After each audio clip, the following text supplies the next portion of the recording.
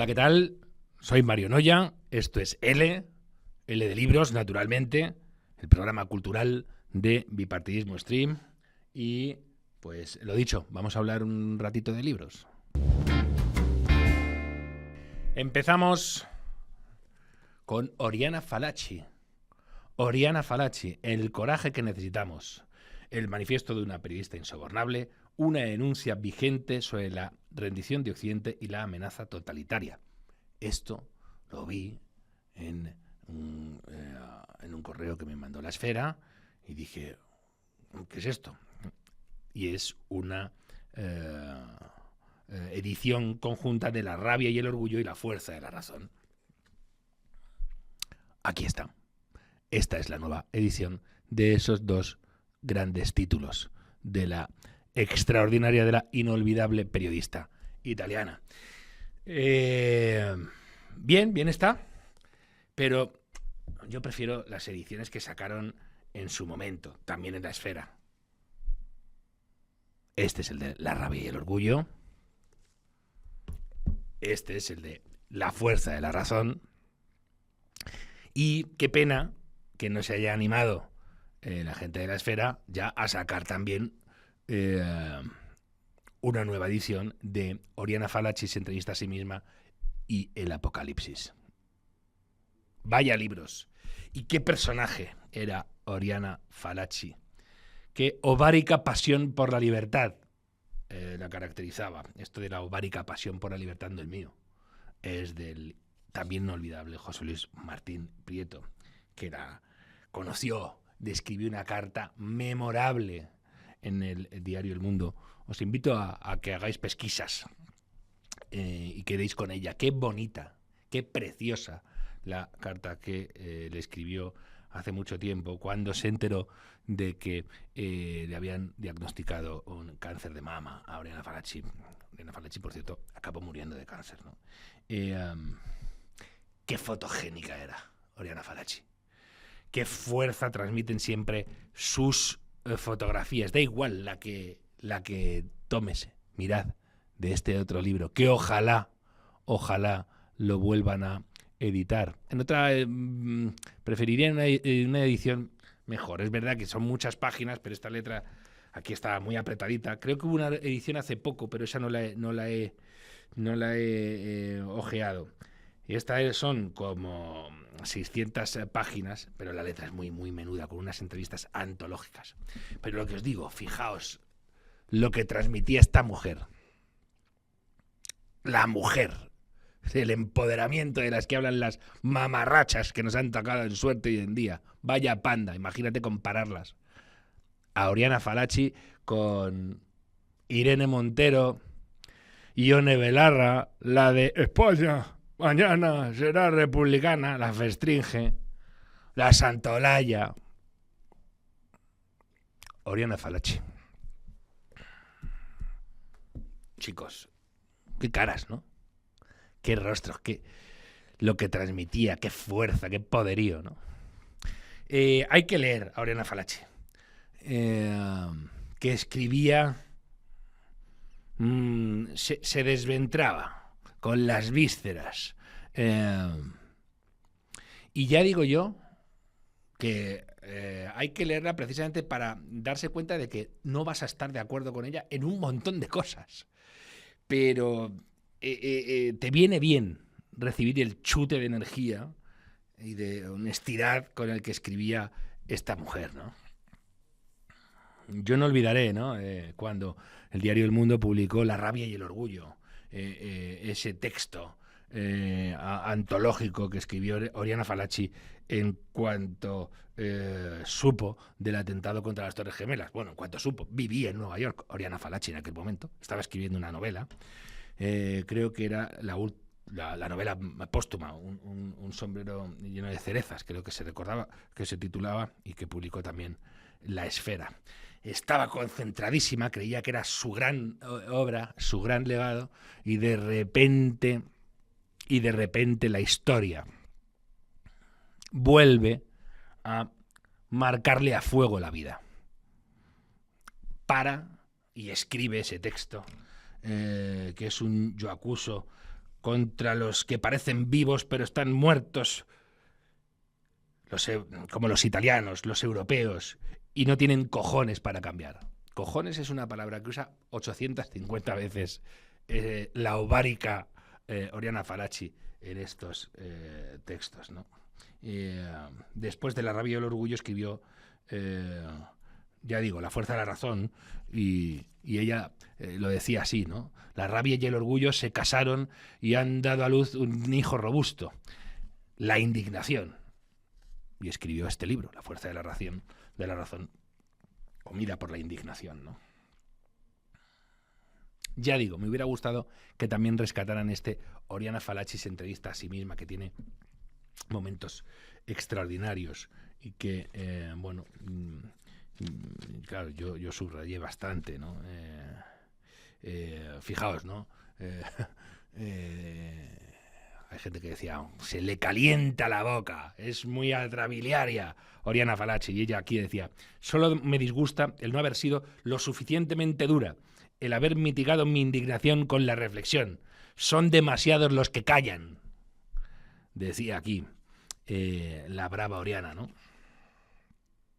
Que ya tenía cáncer, pero decía que Occidente padecía un cáncer mucho más trágico y más irremediable que el mío, ya estoy leyendo ahora. El cáncer del nuevo nazifascismo, del nuevo bolchevismo, del colaboracionismo alimentado por el falso pacifismo, el falso buenismo, la ignorancia, la indiferencia, la inercia del que no razona o tiene miedo. El cáncer de Occidente, de Europa y en particular de Italia, decía Oriana Fallaci. Me gustaría saber qué diría hoy Oriana Fallaci de Italia, a la que consideraba especialmente condenada. ¿Cómo se llevaría Oriana Fallaci con Giorgia Meloni? ¿Qué se dirían la una a la otra? No sé si seguiría viendo en estos momentos a Italia como el paradigma de lo que va todo fatal, de lo que va fatal en Europa. ¿Qué diría también Oriana Fallaci de Pedro Sánchez? Porque aquí soltaba sapos y culebras contra Zapatero. Sapos y culebras. ¿Qué diría Oriana Fallaci? ¿Y qué diría de Trump? Oriana Fallaci, ya digo que es una persona que te sacaba de tus casillas, literalmente. Bueno, no es literalmente, acordaos, hay gente que dice que hay que pensar fuera de la caja, ¿no? Que hay que salirte del marco habitual en el que estás pensando. Bueno, pues Oriana también conseguía que hicieras eso. Y ya os digo, en un montón de cosas no ibais a estar de acuerdo con ella. Sacudía al Papa Juan Pablo II, le decía que era muy responsable de buena parte de los males de Occidente porque no plantaba cara, le reconocía su lucha contra el comunismo. Pero en otras, en el apaciguamiento ante el Islam, decía que su desempeño tuvo mucho que mejorar y le llamaba Voitila aquí en estas páginas, no Juan Pablo II. Ya digo, no es una lectura para gente que tenga sesgo de confirmación y que lo único que quiera es que un autor de campanillas le diga, efectivamente, amigo, estás en lo cierto en todo lo que piensas y aquí vengo yo a ponerlo por escrito ante la humanidad. No, con Oriana Fallaci te ibas a llevar más de un chasco. Por eso es tan necesario aproximarse a ella, sobre todo hoy en día, donde embestimos muchas veces, incluso a los nuestros, como se mueva alguien 1 milímetro de las posiciones, algunos que sacan la escopeta y ponen ahí a pegar perdigonazos. Hombre, un poquito de por favor. Oriana Fallaci no hacía prisioneros cuando hablaba del Islam, no hacía distinciones entre Islam e islamismo, decía que no existía el Islam moderado. Me gustaría, no sé, que la tuitera muy mona leyera a Oriana Fallaci. Me gustaría conocer sus impresiones de lo que cuenta ella sobre el Islam, al que más que como un credo lo trata como una ideología. Y no es la única, ¿eh? Hay varios autores. significativamente varios de ellos ex musulmanes que dicen, no, es que esto más que un credo religioso es un credo político y se le puede combatir como se combatió al nazismo, como se combatió al comunismo, porque su raíz es igualmente totalitaria. Ya digo, me gustaría, Oriana Fallaci es una persona que provocaba debates, agitaba los avisperos como nadie, ¿no? Chicos, no sé, ¿qué más puedo deciros?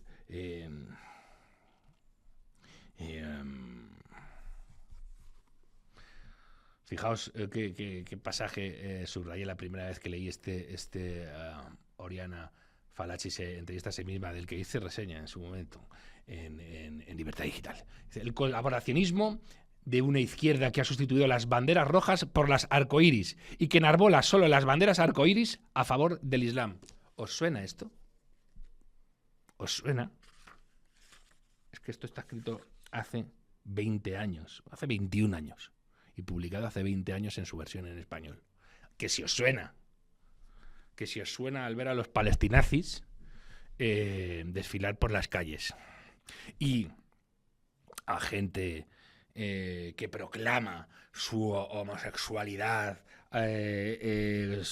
cuando se le requiera o no se le requiera, abrazarse a tipos que los tirarían por de una azotea, literalmente. Pues si pensabais que erais los primeros en ver ese despropósito, ya os digo yo que os equivocaríais. Lo que digo, lo dicho. Qué interesante que la esfera se haya decidido a recuperar la rabia y el orgullo y la fuerza de la razón. Probablemente, yo quizá eche de menos, porque es solo los dos textos, no hay texto introductorio, no hay una presentación, no hay una actualización, no es una edición crítica. Y a lo mejor hubiera estado bien que se le hubiera aportado contexto, que se le hubiera puesto una firma de renombre por delante hoy en día, ¿no? Imaginaos un texto de Oriana Fallaci presentado por Giorgia Meloni, ¿no? No lo sé, me hubiera gustado. Hay muchísima gente en España también. Paula Fraga, Lucía Echevarría, muy mona. Hay mucha gente de lo que me gustaría saber qué opinan hoy en día de estos textos de Oriana Fallaci, que probablemente leyeron en su momento, porque nos marcaron a todos. Yo recuerdo, ya digo, muy vivamente cuando publicó el diario El Mundo ese artículo titulado La rabia y el orgullo, que ella exigió que se publicara íntegro de una sola vez en su edición original. Publicó el Corriere della Sera, creo, en Italia. Pero en España, El Mundo, también creo recordar que no, que lo publicó por entrega. Y ella dijo que no, que su grito, su llamamiento a la acción, su agarre por las solapas a las sociedades occidentales no podía ser compartimentado. No podía ser entregadito un día y al día otro, como si fuera el puré que se le está dando a un niño muy pequeñito o que es un poco vago a la hora de cumplir sus deberes alimenticios, ¿no? ¿Qué más os quiero contar? Me hubiera gustado leer lo que tuviera que decir Oriana Fallaci ante la matanza de Bataclan, ante la matanza de Charlie Hebdo, ante los problemas brutales que provocó la gran crisis migratoria de 2015, provocada por Angela Merkel y demás barandas de la Unión Europea. Porque Oriana Fallaci ya decía, ojo, que tenemos un problemón con esta inmigración que viene a convertir Europa en Eurabia. Era su gran denuncia. Y aquí hablaba, se hacía eco de de la obra de una historiadora llamada Batjeor, bueno, era el seudónimo Batjeor, la hija del Nilo, sobre las consecuencias de esa política de apaciguamiento eterno y untadito de Europa ante el mundo islámico, ¿no? Ya te digo, me gustaría que Oriana estuviera viva y que nos comentara, ¿no? En cuanto a este texto, que vuelvo a incidir en él, fijaos, me lo compré en la facultad el 26 de mayo del año 2000, hace 25 años, y me costó 2.235 pesetas. Y tiene entrevistas antológicas. Una, sobre todo, la recuerdo muy vivamente, que es la que le hizo a Golda Meir, la gran líder del laborismo israelí. Oriana Fallaci sacaba el jugo bien sacado a todos sus entrevistados y tenía mala baba a veces. Fijaos, esto en la entrevista a Yasser Arafat deja caer esto. También es verdad que no se ha casado. No se le conocen mujeres y, salvo el chismorreo de un platónico flirt con una escritora hebrea que habría abrazado la causa árabe, parece que puede pasarse sin ello, como había sospechado, viéndolo llegar con su apuesto guardia de corps. ¿Era mala o no era mala Oriana Fallaci? ¿A que no sabéis cuál fue la última pregunta que le hizo a Yasser Arafat? Estamos hablando de marzo de 1972. Arafat era entonces un terrorista con todísimas las letras. Nadie se había rebajado a considerarlo un estadista que buscaba la paz. No. Marzo de 1972.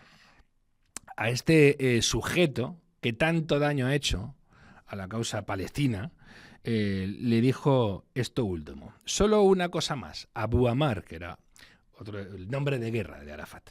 No está usted casado y no se conocen mujeres en su vida. ¿Quiere hacer como Ho Chi Minh o la idea de vivir junto a una mujer le repugna? Respuesta de Arafat. Ho Chi Minh. No, digamos que nunca encontré la mujer adecuada y ahora ya no es momento. Me he casado con una mujer que se llama Palestina. Oh, conmovedor. Abu Amar se acabó casando con Suja, la bruja Suja Piruja.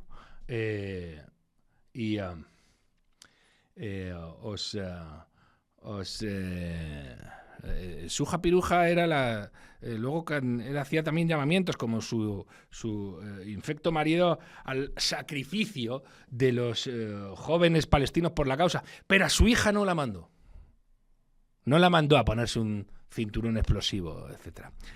La hija de Suja y Yasser Arafat tampoco se ha criado en Palestina, también os lo digo. No se ha criado en los territorios administrados por la autoridad palestina. Y ya os digo yo que no necesita el bono cultural o los bonos de puente para irse a Benidorm a tomar una horchata. Ya os digo yo que tiene el lomo bien cubierto.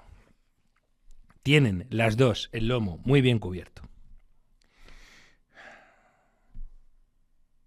Si eres joven y estás pensando, le estás dando vueltas a eso de dedicarte a esto, al periodismo, también te recomiendo que te encomiendes a Oriana Fallaci, que en este texto decía esto, mirad. Ignoramos si Jesucristo fue alto o bajo, rubio o moreno, culto o sencillo, si dijo las cosas que afirman San Lucas, San Mateo, San Marcos y San Juan. Si alguien lo hubiese entrevistado con un perdón, esta entonación la he hecho yo mal. Si alguien lo hubiese entrevistado con un magnetófono para conservar su voz, sus ideas, sus palabras. Si alguien hubiese taquigrafiado lo que Juana de Arco dijo en el proceso antes de subir a la pira. Si alguien hubiese interrogado con un tomavistas a Cromwell y Napoleón. ¿Habéis visto qué palabras? Tomavistas, taquigrafiado. Bueno, que tiene unos años este texto. No me fío de las crónicas transmitidas de oído, de los relatos redactados demasiado tarde y sin posibilidad de pruebas. La historia de ayer es una novela llena de hechos que nadie puede controlar, de juicios a los que nadie puede replicar. La historia de hoy, no. Porque la historia de hoy se escribe en el mismo instante de su acontecer. Se puede fotografiar, filmar, grabar en cinta, como las entrevistas con los pocos que controlan el mundo y cambian su curso. Se la puede difundir enseguida, desde la prensa, la radio, la televisión. No había internet en aquel momento. Se puede interpretar y discutir en caliente. Amo el periodismo por esto. Temo el periodismo por esto. ¿Qué otro oficio permite a uno vivir la historia en el instante mismo de su devenir y también ser un testimonio directo? El periodismo es un privilegio extraordinario y terrible. No es raro, si se es consciente, debatirse en 1000 complejos de ineptitud. No es raro, ante un acontecimiento o un encuentro importante, que sienta como una angustia el miedo de no tener bastantes ojos, bastantes oídos y bastante cerebro para ver y oír y comprender, como una carcoma infiltrada en la madera de la historia. No exagero cuando digo que en cada experiencia profesional dejo jirones del alma. No me es fácil decir para mis adentros. No es necesario ser Heródoto. Por mal que vaya, aportaré una piedrecita útil para componer el mosaico. Daré informaciones útiles para hacer pensar a la gente. Y si se equivoca, paciencia.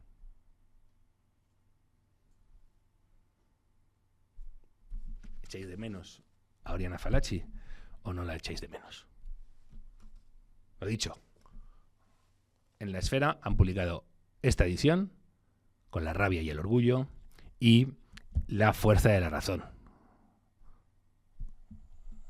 Se han dejado fuera a Oriana entrevistándose a sí misma. Os invito a que tratéis de haceros con esta edición en alguna librería de viejo. Y por último, y especialmente para estudiantes de periodismo, también echad un vistazo a ver si podéis dar con este texto. Oriana Fallaci, entrevista con la historia. Esta es la edición de Noguer. Creo, ya digo, que el año pasado se publicó una nueva, pero no la he podido chequear. Hasta aquí puedo leer. Está esperando. Con Eric Clifford Graf, bienvenido hasta su casa. Un placer, un honor. Don Eric me acaba de pedir que le hable un poco despacio, que cada cierto tiempo se le oxida el español y me va a venir bien porque yo necesito hablar despacio en español. Muy bien. Hable con americanos o hable con tipos de Cuenca. Muy bien, Me apalancándonos. Dicen, oye, que si no, no te entendemos bien. Mucha gente dirá, bueno, ahí pone La conquista de la China y el autor Juan de Palafox y Mendoza. ¿Qué hace este hombre aquí? Bueno, pues porque este hombre es el... ¿Cómo lo llamas a esto tú? Editor paraláctico. Ajá. De esta. ¿Qué es un editor paraláctico? Es una ilusión a la astronomía, el paralaje. Se puede observar una estrella según su movimiento desde 2 puntos de vista, dependiendo del órbito del planeta, y así medir incluso la distancia y precisar su lugar en el universo, ¿no? Ay, qué bueno. Y he utilizado 2 ediciones de este texto para crear una versión perfeccionada a mi modo de ver. Ah, muy bien. Sí. Bueno, hay que decir que yo creo que este texto no es muy conocido. Desafortunadamente. La conquista de la viene, China. ¿eh? Y el autor tampoco es muy conocido. Bueno, en Madrid la gente dirá Palafox, bueno, el cine. Bueno, los que tengan ya unos años, ¿no? Porque Sí. ya no... O el militar, ¿no? El militar, pues vale, muy bien. Pero de este personaje tan interesante, yo creo que se sabe muy poco. Obispo, virrey, beato, Arzobispo. con unos orígenes casi bíblicos, ¿no? Hay una Sí. leyenda, ¿no? Que dice, es un hijo bastardo de un potentado y se dice que la madre, ¿no? Lo manda a ahogar. Y cuando lo van a ahogar, lo está ahogando personalmente la madre. Manda a una señora, a una sirvienta. Pillan con las manos en la mesa. Sí. Y sucede ahí, ¿no? Eric, ¿cómo descubres tú a Juan de Palafox? Bueno, después de las elecciones de 2020, me puse a estudiar a mi gente por primera vez en mi vida. Soy hispanista de profesión, siempre me he dedicado a estudiar España, las letras hispánicas, y me sentí un ataque de culpa, viendo el pánico entre mis correligionarios en Estados Unidos, y me puse a leer El Federalista, las notas sobre el estado de Virginia, de Jefferson, el fundador, y Tocqueville, mayormente. Y descubrí en esa aventura de redescubrimiento de Estados Unidos y sus fuentes jurisprudenciales, una carta que escribió Jefferson a su mejor amigo en Estados Unidos, Madison. Y eso fue como año y pico antes de el Congreso Constituyente en Filadelfia, en 1787, creo que empiezan allí. Entonces, año y medio antes, en septiembre, algo así, tenemos que contar 3 meses de viaje sobre el Atlántico. Pero en esa carta, Jefferson le da, es una carta muy famosa, incluso tiene su propio título ahora en el canon de los escritos completos de Jefferson. Se llama Libros para un estadista.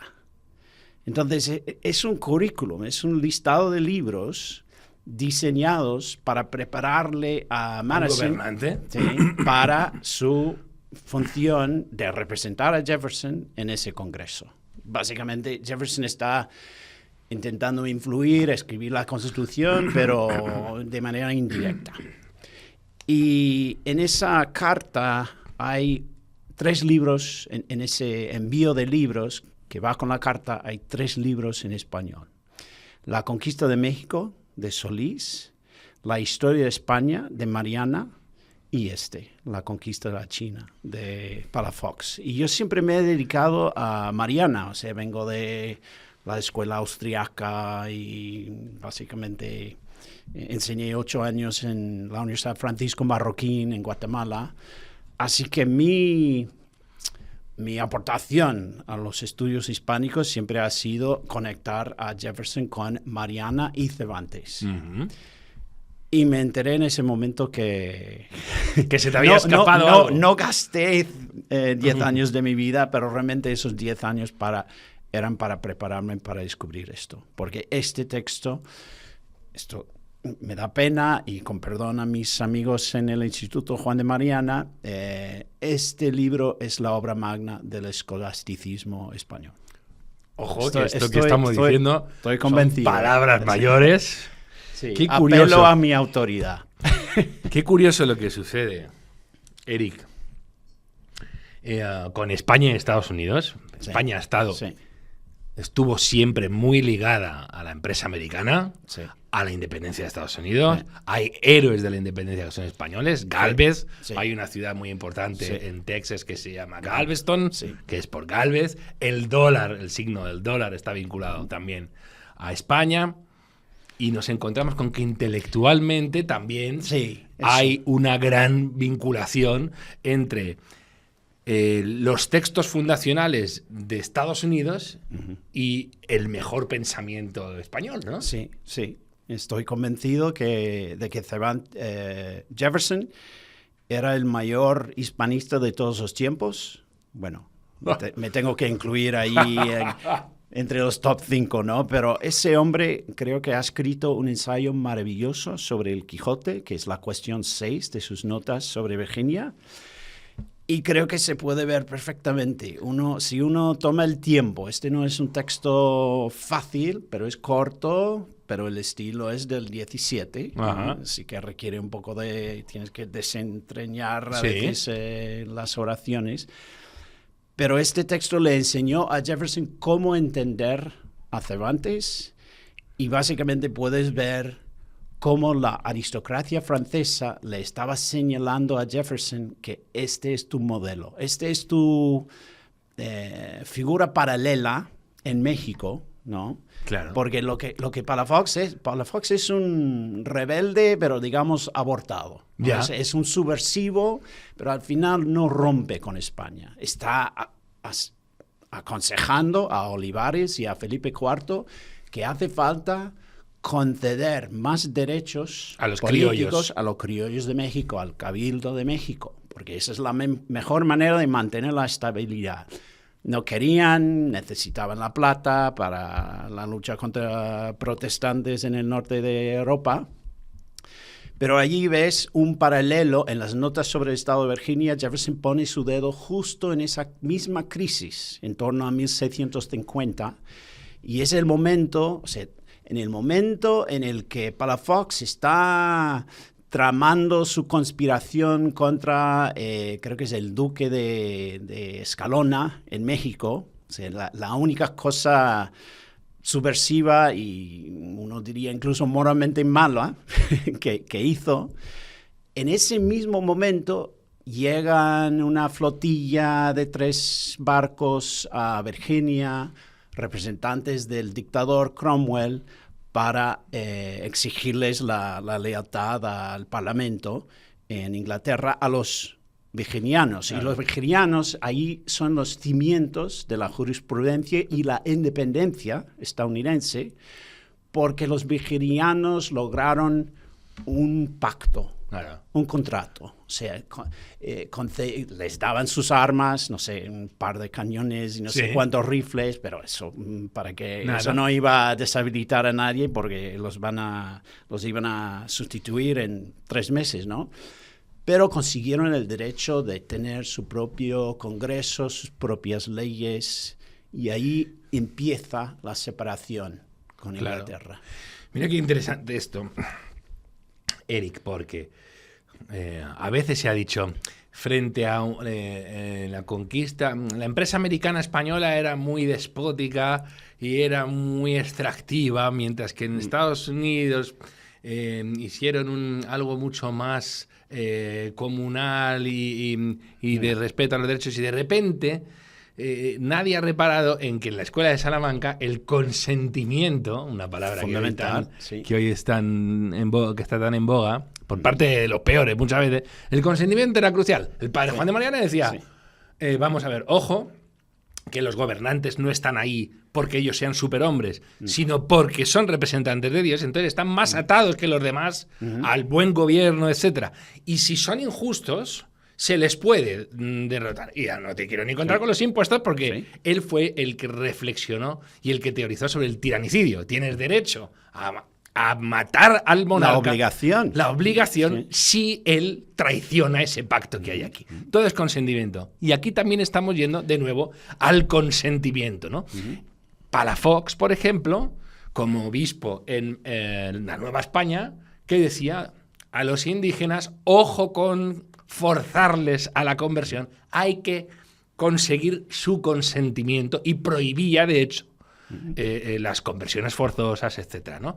Fijaos que todo está muy integrado políticamente, religiosamente, económicamente. Incluso tiene un libro, Las virtudes del indio. Exacto. O sea, él está reivindicando a estas gentes que paulatinamente el Imperio Español va conquistando, descubriendo, incorporando en ese experimento siempre asimétrico. Hay otro paralelo y otro detalle que es importante para la influencia del Imperio Español en la nueva República de Jefferson. Es esa estructura asimétrica de cooperación, pero hay un virreinato allí, hay una pequeña república allá, y cada uno con su propia relación con... Tensiones, gestionar la tensión. Pero siempre fluctuando todo, esa marea, movimientos de masa que realmente se amortiguan, porque un peruano nunca va a estar de acuerdo con un mexicano, ¿no? Claro. O sea, ese tamaño que es fundamental para preservar la democracia está en el Imperio Español. Eso es lo que ve Jefferson. Jefferson no es federalista. Ahí existe un mito de que Jefferson es adepto de Montaigne. Ok, muy bien. Es importante dividir los poderes, pero no es suficiente. Hay que tener una carta de derechos personales, hay que blindar el individuo casi como una esfera de independencia contra los poderes políticos, y también hay que expandir, hay que tener un imperio suficientemente grande y con suficientes pequeñas repúblicas para que se contrapesen, para amortiguar esas oleajes de la humanidad que observa Jay, por ejemplo, en el ensayo 64, creo. Qué bueno. Federalista. Mira, eso está en España. Qué bueno. Y está en Palafox. Qué bueno. Hoy, por cierto, estamos hablando de España, de Estados Unidos, del Reino Unido, de México. México que no existía en aquel momento. Nueva España. Este texto se llama La conquista de la China. Sí. Explícanos, ¿qué cuenta aquí Palafox lo de un país que no conoció? Sí, nunca fue. Lo que tenemos aquí es una novela, y ahí está el problema. La razón por la cual este texto no ha sido descubierto es que entre los americanos, todos los expertos académicos viven en sus silos, ¿no? Claro. de autoridad, y están completamente convencidos de que Jefferson era francófilo. Muy bien, muy bonito, en una fase de su vida sí. Pero al igual que en el arte de Picasso distinguimos entre fase blanca, fase azul, verde. Sí. En la última fase de su vida, Jefferson es cervantista, adepto de Palafox y Mariana. Es hispanista. ¿Por qué? Obviamente sabe que el futuro de su país va a consistir en una convergencia con el mundo hispano. Eso es inevitable. Los franceses se marchan. O sea, él mismo compra Luisiana, ¿no? Gobernado por españoles desde Ulloa en el siglo XVIII. Entonces, en el mundo de los expertos constitucionalistas, jurisprudenciales en Estados Unidos, no están dispuestos a ver la importancia, el peso del hispanismo en Jefferson. Y está en todo, ¿eh? Yeah. Hay ensayos. He descubierto este libro. Si llegas al capítulo 16, vas a ver perfectamente por qué es importante y fundamental este libro para Jefferson. También en su arquitectura. La Rotunda y Monticello son alusiones al Quijote. O sea, el fundador de Estados Unidos ya está pensando a la larga, como todo gran fundador de cualquier nación, los mismos mayas incorporan la mitología de aztecas porque saben, aquí en el monte los aztecas nos van a llegar. Deberíamos estar preparados para al menos poder asimilarles, comunicar con ellos. Jefferson está en exactamente lo mismo, preparando el mundo para un futuro hispano. Pero los americanos no ven eso, no pueden. Están en sus silos ahí en Yale, Harvard y Stanford. No van a decir que no es francófilo.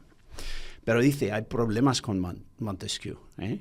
Se prefiere la lectura de Tracy. Montesquieu tiene fallas, hay problemas aquí. Prefiere la Carta de Derechos Personales. Eso de división de poderes no va a ser suficiente. En el mundo hispano hay otro problema, y es que no ven que esta es novela. Creen que es una historia fallida y no cuadra con la visión de esto desde Carlos III hasta el presente. Creo que los historiadores en el presente no saben qué hacer con este texto porque hay personajes que son reales, que no existen. O sea, el pirata Ikoan no tenía hija ahí refugiada en Macao. Está en otra cosa. Palafox está escribiéndonos la historia de... Hay que contar aquí que eso es. O sea, vamos a ver. Palafox está escribiendo una especie de es una reflexión al final de su vida que incorpora toda su sabiduría, todas sus experiencias y las moldea en una forma... Es novela. De fábula para políticos para decirles, oye... Esto pasó en China, esto pasó con un poder brutal, imperial, magnífico, fenomenal, que se vino abajo también. Ojo, tomad nota para que os aproveche, aprended de los defectos que hubo allí, etc. Él hizo esa especie de fábula Eso es. Y también es una proyección, es una especie de espejo. Cuando pensamos en Maquiavelo, escribe un reloj de príncipes. O sea, allí encuentras un espejo. Si tú eres un príncipe italiano, europeo, encuentras modelos ahí y te ves reflejado en varias de las características de esos hombres representados allí. Este es una especie de espejo de civilizaciones. Hay proyección de la hispanidad por encima de los eventos en China. Hay un virrey de armas, hay un virrey de letras. Están en conflicto. El epicentro de la novela consiste en ese conflicto. ¿De dónde viene eso? Eso es capítulo 38 del Quijote. Ese es el debate de armas y letras. O sea, esto no es historia. No lo puedo enfatizar suficientemente, porque esta es ficción, esta es creatividad, arte. Me has dicho algo muy interesante justo antes de empezar y lo voy entendiendo mejor. Porque me has dicho, oye Mario, mira, qué curioso.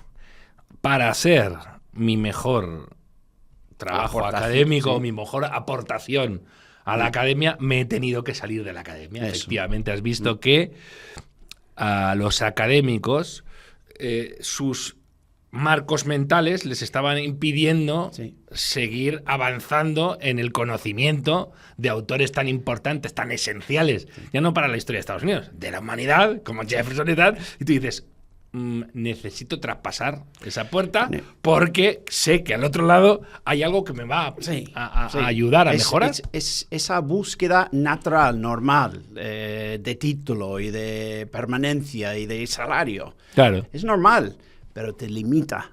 ¿Por qué? Porque tienes que formar parte de esa colectividad académica, no puedes andar ofendiendo a todo el mundo, cosa que nunca aprendí y por eso me encuentro fuera siempre.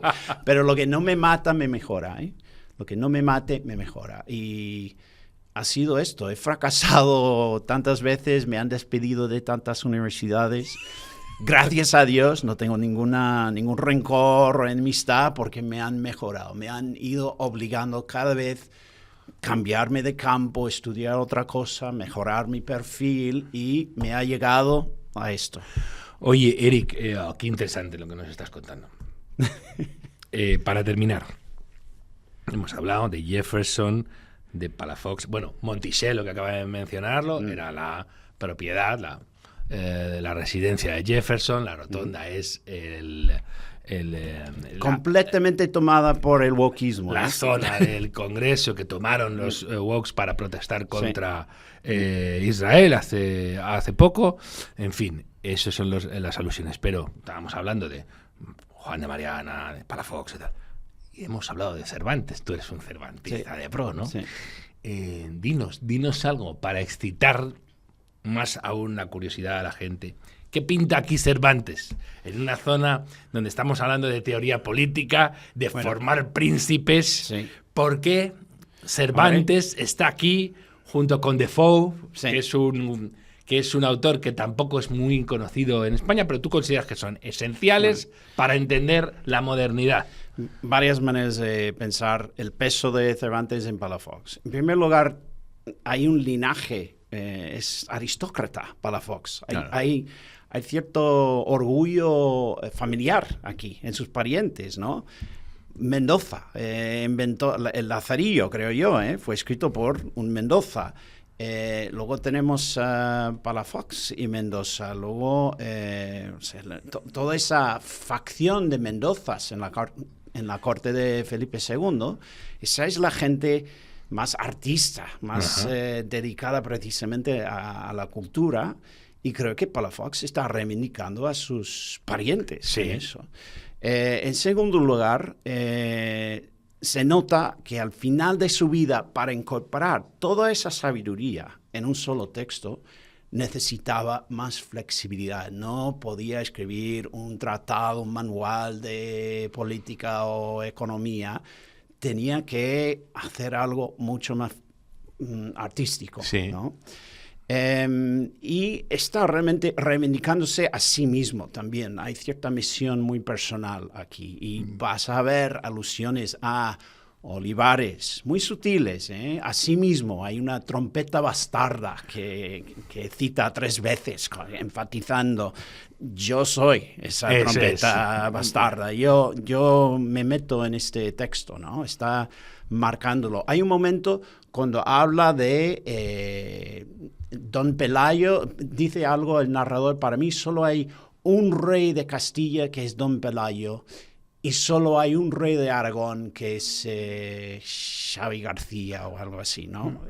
Y esas alusiones a la corona de Aragón y la corona de Castilla son otra vez un gesto muy personal, porque en la dedicación de la catedral en Puebla, hubo un momento de tensión política porque él había puesto en la Capilla de los Reyes 2 escudos, uno de Castilla y León y otro de Aragón. Ajá. Y eso ofendió a los representantes del rey de Olivares. Incluso escribieron al Consejo de Indias, ojo, este rebelde aragonés, constitucionalista, buscando equiparar los 2 reinos, está realmente amenazando la autoridad incipiente en aquel entonces.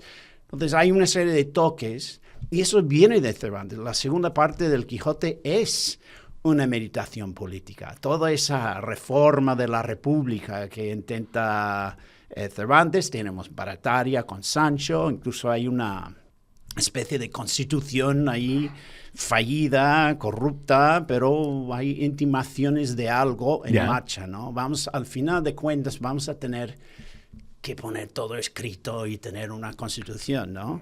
Así que Cervantes, y sobre todo la segunda dedicatoria al conde de Lemos, donde habla de que los Cervantes, la voz del narrador más lo podemos asociar con Cervantes ahí, dice que el emperador de China me ha enviado un representante pidiendo que yo viniera a Pekín para ser rector de una universidad en China y enseñar español utilizando precisamente ¿qué texto? El Quijote, la novela.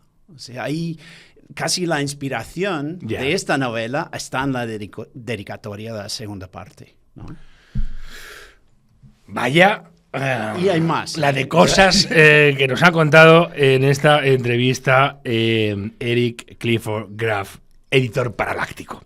La conquista de la China, de Juan de Palafox y Mendoza, la gran novela del beato español del siglo XVII, cuenta el promocional que tiene en portada, y está publicado por Bookbank Premium.